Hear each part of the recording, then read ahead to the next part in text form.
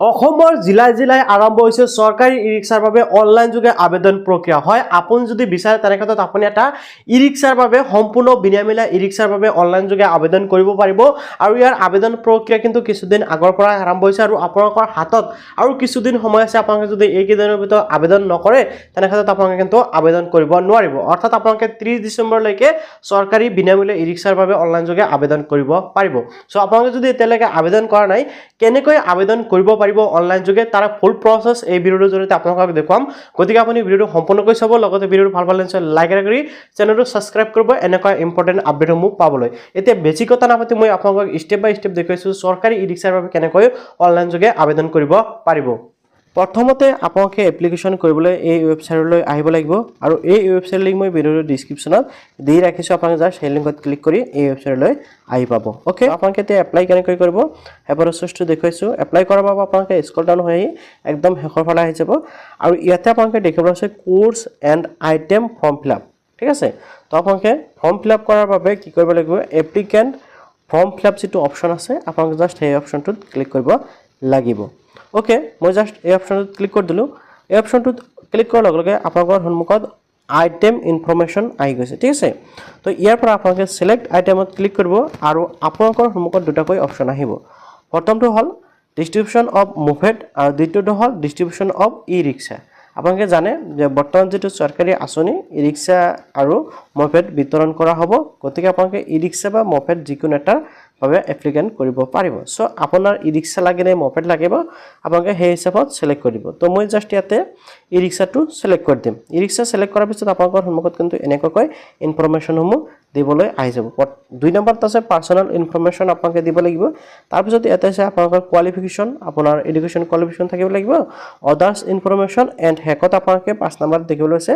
documents upload আপোনালোকে ইয়াতে documents upload কৰিব লাগিব তো কি কি ডকুমেন্টস লাগিব কেনেকৈ আপলোড কৰিব সকলো জানিব পাৰিব তো মই প্ৰথমৰ পৰা এটা এটাকৈ বুজাই দি আছো তো ইয়াতে চাওক আপোনালোকে ই ৰিক্সা বা মুভেড যিকোনো এটা সিলেক্ট কৰাৰ পিছত ইয়াতে আপোনালোকে দিব লাগিব পাৰ্সোনাল ইনফৰমেশন প্ৰথমতে আপোনালোকে দেখিবলৈ পাইছে ইয়াতে ক্যান্ডিডেট নেম ঠিক আছে আপোনালোকে যাৰ বাবে আবেদন কৰিছে সেইজন ব্যক্তিৰ নাম আপোনালোকে ইয়াতে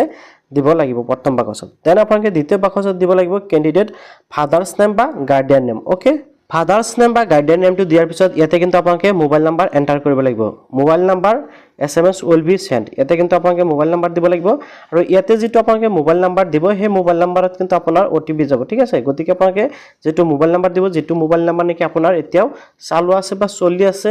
ফোন কল আহি যায় সেই মোবাইল নাম্বাৰটো এন্টাৰ কৰিব ওকে দেন আপোনালোকে চাওক সিলেক্ট সেক্স আপোনালোকে ইয়াৰ পৰা আপোনালোকৰ লিংগটো সিলেক্ট কৰিব লাগিব ইয়াতে চাওক মেল এণ্ড ফিমেল দুটা আপোনালোকে পাই যাব অৰ্থাৎ ইয়াতে কিন্তু পুৰুষ মহিলা উভয়ে এপ্লিকেন্ট কৰিব পাৰিব সো আপোনালোকে মেল হলে মেল দিব ফিমেল হলে ফিমেল দিব দেন ইয়াতে আপোনালোকে দেখিব আছে ভিলেজ এণ্ড টাউন নেম ঠিক আছে আপোনালোকৰ ভিলেজৰ নাম আপোনালোকে ভিলেজত থাকিলে ভিলেজ নেম দিব অথবা আপোনালোকে টাউনত যদি থাকে টাউনৰ নামটো আপোনালোকে এন্টাৰ কৰিব লাগিব এইসমূহ একদম ইজি তাৰ পিছত ইয়াতে আছে পোষ্ট অফিচ নেম আপোনালোকে পোষ্ট অফিচ নেম দি দিব এণ্ড ইয়াতে পুলিচ ষ্টেচন নেম আপোনালোকে দিব লাগিব PS অৰ্থাৎ থানা নাম দিব লাগিব দেন আপোনালোকে সিলেক্ট ৰিকোয়াৰমেন্ট অপচনত সিলেক্ট ষ্টেট অপচনত ক্লিক কৰি দিব আৰু ইয়াতে বাই ডিফল্ট আমাৰ আসাম ষ্টেট হৈ আছে আসামটো জাস্ট সিলেক্ট কৰি দিব ওকে দেন আপোনালোকে চাওক ডিস্ট্ৰিক্ট আহি গৈছে আপোনালোকৰ ডিস্ট্ৰিক্ট যেটো হয় ডিস্ট্ৰিক্টটো সিলেক্ট কৰি দিব এণ্ড ইয়াতে আপোনালোকৰ পিন কোড তাৰ পিছত ইয়াতে আপোনালোকৰ ডেট অফ বাৰ্থ দিব লাগিব আৰু ইয়াতে আপোনালোকৰ আধাৰ কাৰ্ডৰ নাম্বাৰ দিব লাগিব ওকে পাৰ্সোনাল ইনফৰমেশন দিয়াৰ পিছত আপোনালোকৰ আহি গল 3 নম্বৰত কোৱালিফিকেশন ইনফৰমেশন ঠিক আছে আপোনাৰ এডুকেশন কোৱালিফিকেশন কিমান আপোনালোকে ইয়াতে সিলেক্ট কৰিব সিলেক্ট কৰাৰ পিছত ক্লাছ 5 ৰ পৰা আৰম্ভ কৰি SSLC গ্ৰেজুৱেচন আদাৰ্স বহুত কেইটা আছে আপোনাৰ যোনটো হয় আপোনালোকে হেতু সিলেক্ট কৰি দিব ওকে তাৰ পিছত আপোনালোকে ইয়াতে চাওক দেখিবলৈ পাইছে আদাৰ্স ইনফৰমেশন ঠিক আছে তো আদাৰ্স ইনফৰমেশনত ক্লিক কৰাৰ পিছত আপোনালোকে ইয়াতে চাওক অনলি হিন্দুইজম আপোনালোকে দেখিবলৈ পাইছে এটো বাই ডিফল্ট সিলেক্ট কৰিব লাগিব এতিয়া চাওক আপোনালোকে দেখিবলৈ পাইছে তলত এটা নোট দি আছে do not apply if from religious minority Muslim Buddhist Christian Sikh and Jain and Paris ঠিক আছে তো ইয়াতে কৈছে যে আপোনালোকে জাস্ট যেসকল নেকি হিন্দু মাইনৰিটি আছে সেইসকলে অৰ্থাৎ ভাষিক সংখ্যালঘুসকলে এটা এপ্লাই কৰিব পাৰিব যেসকল নেকি ধৰ্মীয় সংখ্যালঘু সেইসকলে এপ্লাই কৰিব নোৱাৰিব যেনেকৈ ইয়াতে উল্লেখ কৰি দিছে ডাইৰেক্ট মুছলিমসকল বুদ্ধ খ্ৰীষ্টান শিখ জৈন এণ্ড যেসকল পাৰ্চী আছে সেইসকলে এপ্লাই কৰিব নোৱাৰিব তো মই জাস্ট ইয়াতে হিন্দী যেমত সিলেক্ট কৰা হল তাৰ পিছত ইয়াতে আপোনালোকে দেখিব পাব বেংগলী হিন্দী আদাৰ্স আছে আপোনালোকৰ যোনটো হয় সিলেক্ট কৰি দিব ওকে তাৰ পিছত ইয়াতে আপোনালোকে দেখিবলৈ পাইছে আদাৰ্স অপচনত ক্লিক কৰিলে এতিয়া চাওক আপোনালোকে ৰাইট ইউৰ কমেণ্ট ইয়াতে দিব পাৰে যেনেকৈ নেপালীসকল আছে নেপালীসকল কিন্তু আপোনাৰ মাইনৰিটি হয় আপোনালোকে সেইসকলক দিব পাৰিব তো এনেকৈ আৰু আছে যিসকলৰ আছে সেইসকলে ইয়াতে দিব পাৰিব ওকে ইয়াৰ পিছত আপোনালোকে চাওক এটা আপোনালোকৰ এছটো অলৰেডি আহি যাব এতিয়া আপোনালোকৰ ফেমিলি এনুৱেল ইনকাম যেটো আছে আপোনালোকে এইটো দিব লাগিব আপোনালোকৰ পৰিয়ালৰ বাৰ্ষিক আয় কিমান হেতু আপোনালোকে ইয়াতে এন্টাৰ কৰি দিব ওকে তো ইয়াতে চাওক আপোনালোকৰ এতিয়া ইনকাম সাৰ্টিফিকেটটো নালাগে পিছত এটো প্ৰয়োজন হ'ব পাৰে বাট আপোনালোকৰ ইনকামটো আপোনালোকে ইয়াতে এন্টাৰ কৰিব লাগিব ওকে এতিয়া আহি গৈছে আপোনালোকৰ ডকুমেন্টছ এটা ডকুমেন্টছৰ ভিতৰত প্ৰথমতে আছে আধাৰ কাৰ্ড আৰু দ্বিতীয়টো হল ভোটাৰ আইডি আৰু তৃতীয়টো হল ড্ৰাইভিং লাইসেন্স এতিয়া বহুতৰো হয়তে ড্ৰাইভিং লাইসেন্সখন নাই তেখেতলে আবেদন কৰিব পাৰিব না এই বিষয়টো বহুতৰ কোশ্চেন আহিব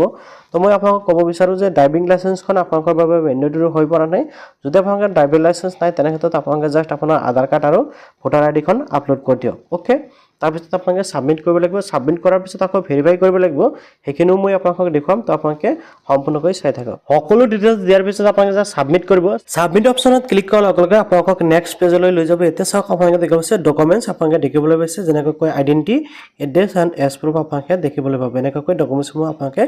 চেক কৰিব পাৰিব এতিয়া আপোনালোকে মোবাইল নাম্বাৰটো ভেৰিফিকেশ্যন কৰিব লাগিব ইয়াতে আপোনাৰ মোবাইল নাম্বাৰটো শো কৰিব মোবাইল নাম্বাৰটো ভেৰিফাই কৰাৰ বাবে আপোনালোকে জাস্ট কি কৰিব লাগিব সেন্ড ওটিপি অপশনত ক্লিক কৰিব লাগিব সেন্ড ওটিপি অপশনত ক্লিক কৰাৰ লগে লগে কিন্তু আপোনাৰ মোবাইলত ওটিপি আহি যাব ঠিক আছে ওটিপিটো জাস্ট আপোনালোকে ইয়াতে বহাই দিব লাগিব তো মই ইয়াতে ওটিপিটো বহাই দিম এতে ওপৰফালে চাওক আপোনালোকে দেখিবলৈ আছে ওটিপি এটা আহিছিল আপোনালোকে সেই ওটিপি কিন্তু ইয়াতে বহাব লাগিব তো মই আকৌ এবাৰ ট্ৰাই কৰিম 362159 ওটিপিটো বহাই দিয়াৰ পিছত আপোনালোকে এনেকৈ ওপৰত ওটিপিটো দেখিব পাব ওটিপিটো বহাই মানে শো কৰাৰ পিছত ওটিপিটো এন্টাৰ কৰিব 6 ডিজিট ওটিপিটো এন্টাৰ কৰাৰ পিছত আপোনালোকে জাস্ট ভেৰিফাই ওটিপি অপশনত ক্লিক কৰিব লাগিব ভেৰিফাই ওটিপি অপশনত ক্লিক কৰাৰ পিছত ওটিপি ভেৰিফাই সাকসেসফুলি আপোনালোকে দেখিবলৈ আছে এটা জাস্ট ওকে অপশনত ক্লিক কৰি দিয়ক ওকে অপশনত ক্লিক কৰাৰ লগে লগে আপোনাৰ যেটো নেকি পিডিএফ হে পিডিএফ ফাইলটো এনেকৈ আহি যাব এতিয়া আপোনালোকে পিডিএফটো ডাউনলোডিং কৰাৰ বাবে ডাউনলোড অপশনত ক্লিক কৰি ডাউনলোডিং কৰিব পাৰিব ওকে মই জাস্ট সেভ কৰিলাম এনেকৈ আপোনালোকে দেখিবলৈ পাইছে আপুনি যে এপ্লাই কৰিছে হেজন ব্যক্তিৰ ডিটেইলছ কিন্তু এনেকৈ ইয়াতে শো কৰিব কিউআৰ কোড সহকাৰে ইয়াতে আপোনাৰ সকলো ডিটেইলছ দেখিব পাব এপ্লিকেন্টজনৰ ডিটেইলছ কিন্তু এনেকৈ দেখিবলৈ পাব আপোনালোকে যেতে নেকি অফলাইন ফৰ্ম দেখিবলৈ পাইছিল সেম প্ৰসেছত কিন্তু এই ফৰ্মটো এনেকৈ শো কৰিব তো আশা কৰিছো আপুনি নিশ্চয় জানিব পাৰিলে যে কেনেকৈ আপোনালোকে ই-ৰিক্সাৰ বাবে অনলাইন যোগে এপ্লিকেশন প্ৰসেসটো কমপ্লিট কৰিব পাৰিব সো আপোনালোকে যদি ইয়াতে কোনো ধৰণৰ প্ৰবলেম পাইছে বা কোনো ধৰণৰ কনফিউজন আছে নিশ্চয় কমেন্টত জনাব পাৰে তেনে ক্ষেত্ৰত মই নেক্সট ভিডিওত আৰু আপোনালোকক ভালকৈ বুজাই দিবলৈ চেষ্টা কৰিম এটা আপোনালোক সকলো ডিটেইলছ পাই যাব আপোনালোকে একো টেনচন কৰিব নালাগে সো আপোনালোকে এপ্লিকেশন কৰাৰ পিছত 2 ৰ পৰা 3 মাহৰ ভিতৰত কিন্তু আপোনালোকে কি কৰিব এই যে ই-ৰিক্সা বা আপোনালোকে মপেডৰ বাবে আবেদন কৰিলে মপেডখন কিন্তু আপোনালোকে লাভ কৰিব তো ভিডিওটো ভাল পালে নিশ্চয় লাইক কৰিব আৰু এনেকা ইম্পৰ্টেন্ট ভিডিও মই পাবলৈ চেনেলটো সাবস্ক্ৰাইব কৰিবলৈ পাহৰিব